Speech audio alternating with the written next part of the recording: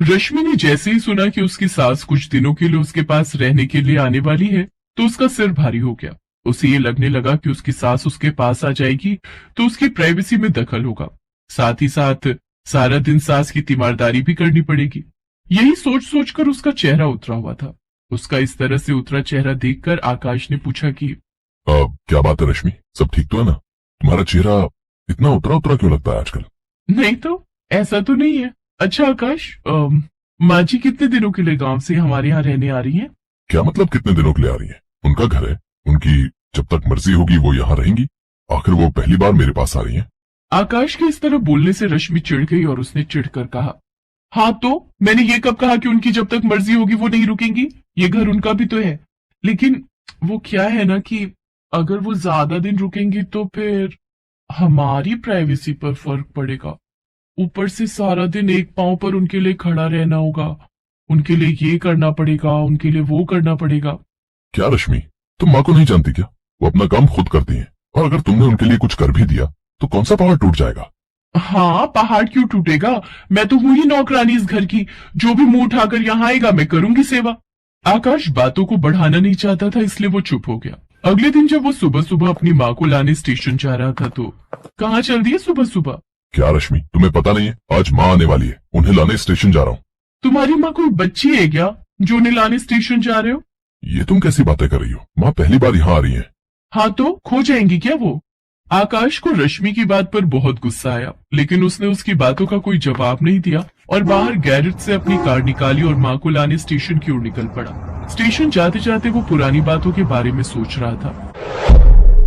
अरे तुम अभी तक सो रहे हो? मम्मी को लाने नहीं जाओगे स्टेशन? रश्मि, आज तबीयत कुछ ठीक नहीं लग रही है। सुबह से 3-4 लूज मोशन भी हो गए। सुनो ना, मैं कैब बुक कर देता हूँ, मम्मी जी आ जाएंगी। तुम्हारा दिमाग तो ठीक है, मम्मी अकेले आएंगी? रश्मि, मम्मी जी तो कई बार यहाँ आ चुकी हैं। हर बार मैं तो जाता ही हूँ ना उन्हें लाने। आज तबीयत थोड़ी नासाज लग रही है, इसलिए बोल रहा हूँ। आकाश की बातों को सुनकर रश्मि का मुंह और चढ़ गया। देखो आकाश, 2-3 लूज मोशन होने से ना आदमी की हालत ऐसी तो नहीं होती कि वो कोई काम नहीं करे। अगर तुम नहीं जाओगे मम्मी को लाने तो मुझे जाना होगा। ठीक है बाबा, मैं जा रहा हूँ।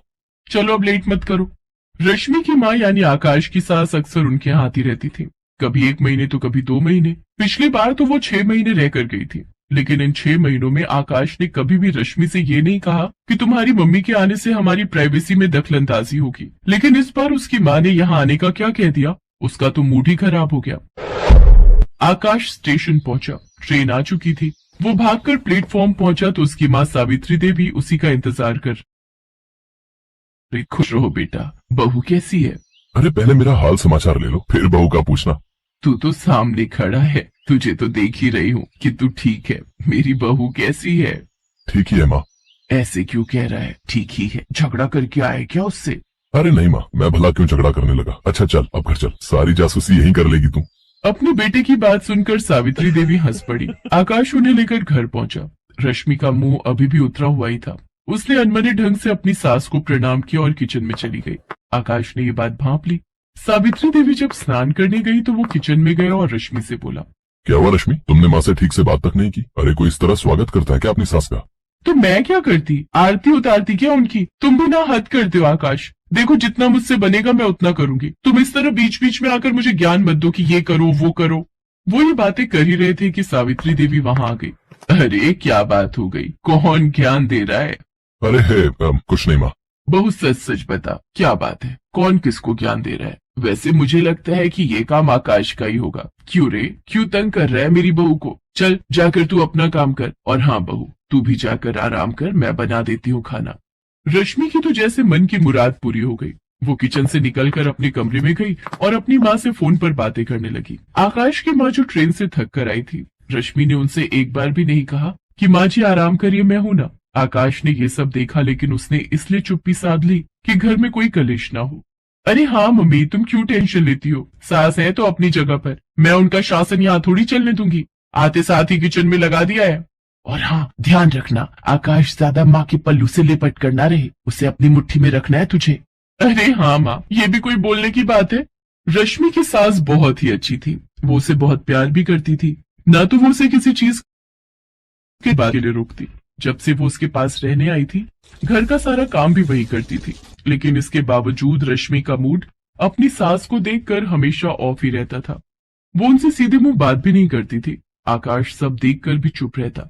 सावित्री को भी इसकी वजह समझ नहीं आती थी। एक दिन उन्होंने रश्मि से इस बारे में पूछा तो, गजब करती हैं आप, आपको भी यही लगता है और आपके बेटे को भी। क्या चाहती हैं आप और क्या चाहता है आपका बेटा? मैं क्या करूं जो आप लोगों को लगे कि मैं बहुत खुश हूं आपके आने से? धूप बत्ती दिखाऊं क्या आपको माँ जी? इसलिए मैं नहीं चाहती थी कि आप हमारे साथ रहे।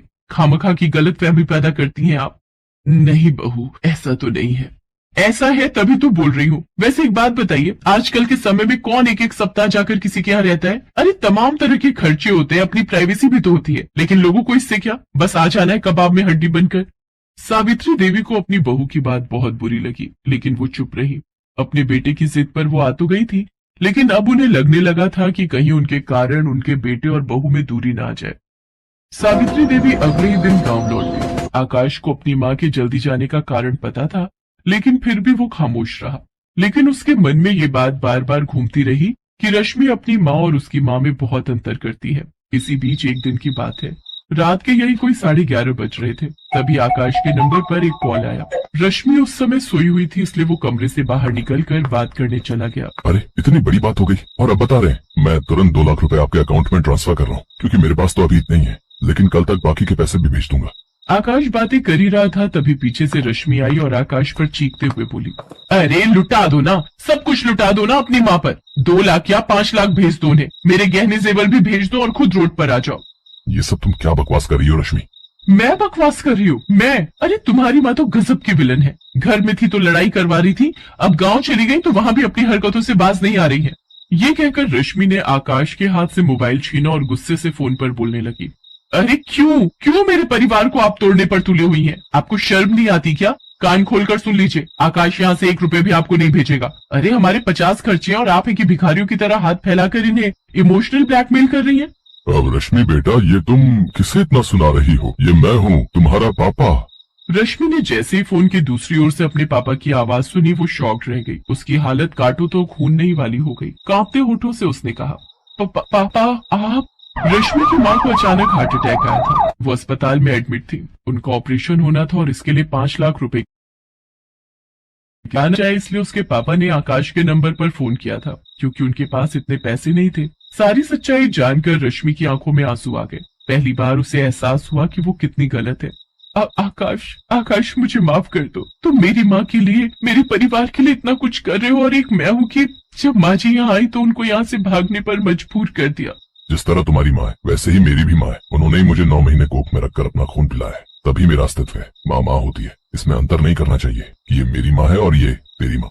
आकाश की बातों को सुनकर रश्मि की आंखें फिर भर आईं। उसने अगले दिन अपनी सास को फोन किया और उनसे माफी तो मांगी ही, 2 दिन बाद उन्हें अपने पास शहर भी ले आई। अब वे सभी साथ रहते हैं। सास को मारा, माँ को दुलारा की सोच से रश्मि अब आजाद हो गई है।